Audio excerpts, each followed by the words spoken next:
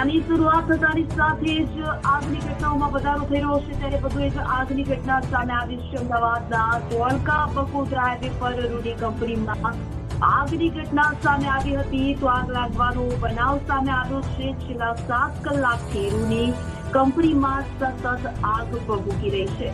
અમદાવાદ ધોળકા નગરપાલિકા સહિતની 9 થી વધુ ફાયરની ગાડીઓ ઘટના સ્થળે પહોંચી છે। તો છેલ્લા 7 કલાકથી વધુ સમયથી રૂની કંપનીમાં સતત આગ ભભૂકી રહી છે।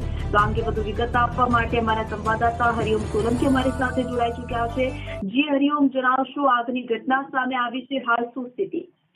જી રીની, ધોળકા બગોદરા હાઈવે પરની સરંડી ગામ પાસેની આ પ્લાનેટ કંપની છે, જે સ્પિનિંગ મિલ છે અને રૂની ઘાસડીઓ અહીં બને છે। ત્યારે આ વિશાળ કંપનીની અંદર અચાનક જ બપોરના સમયે આગની જ્વાળાઓ ભભૂકી ઉઠી હતી અને એ આગ જોતામાં એટલું પ્રચંડ સ્વરૂપ ધારણ કરી લીધું હતું કે જે કાબુની બહાર થઈ ગઈ હતી। ત્યારબાદ ધોળકા, અમદાવાદ સહિતની ફાયરની ટીમોની 9 થી 10 ગાડીઓ અને ટેન્કરોનો કાફલો ત્યાં ખડકી દેવામાં આવ્યો હતો। લગભગ 7 થી 8 કલાક સુધીની ભારે જહેમત બાદ આગ પર કંઈક અંશે કાબુ મેળવવામાં સફળતા પણ મળી હતી। ત્યારે મળતી માહિતી મુજબ ગઈકાલે બપોરના 3 વાગ્યા પછીની આ આગની ઘટના છે, જે મોડી રાત સુધી તેને બુઝાવવા માટેની કામગીરી પણ ચાલુ હતી।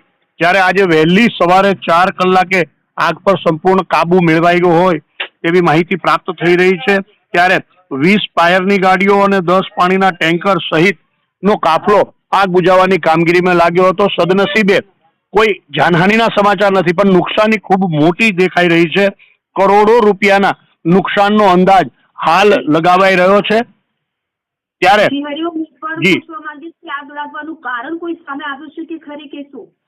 જી, હાલ આગ લાગવાનું કોઈ ચોક્કસ કારણ બહાર નથી આવ્યું, કારણ કે અંદરની જે આખી સ્પિનિંગ મિલનો જે ફાઉન્ડેશન છે તેની અંદર એની દિવાલોને પણ ધ્વસ્ત કરવામાં આવી, ત્યારે આગ પર કાબુ મેળવાયો હતો।